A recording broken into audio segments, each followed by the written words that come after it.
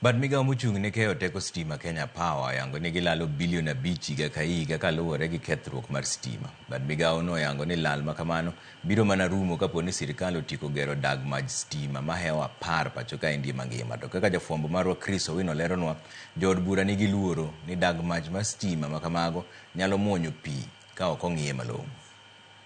Kata odoko ni bad migao mar Kenya Power nyocha olando medruok e yuto mage hiko mokalo gi bilion 24.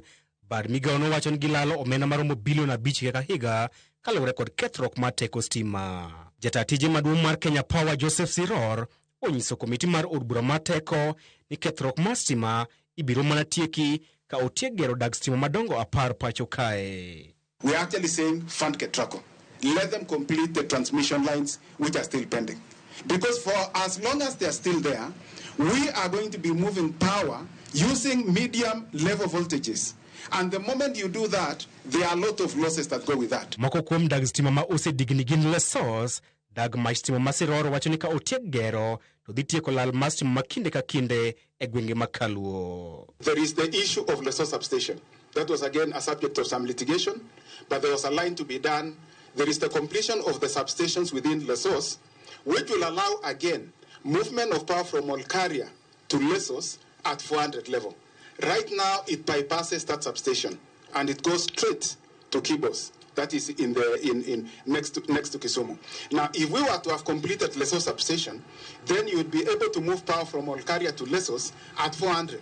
You will have reduced again by almost a quarter the losses that we currently incur in moving power from Olkaria to dag mach mamoko gin Mariakani, Rumuruti na Nyuki kod Narok Bomet. Jo od bura kata kamano oketo migao mar teko e tago maliet kuom digni e chenro mar tieko gero dag stima makamago. I think today even we as honorable members of this committee, we are learning that there are so many projects which are almost becoming white elephants, right? And contributing to the losses of the people of Kenya, paying more on electricity bill. People all the way in Pokosat, for example, which is my constituency, and many constituencies are paying for these losses. Mariakani, Nanyuki should have been done.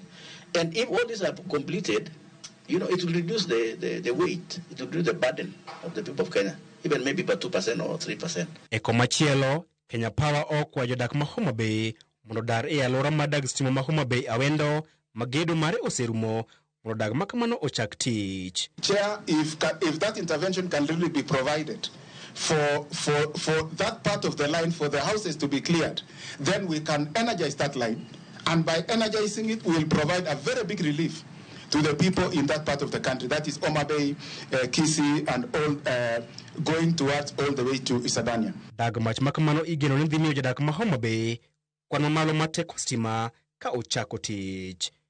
Chris Owino, Ramogi TV.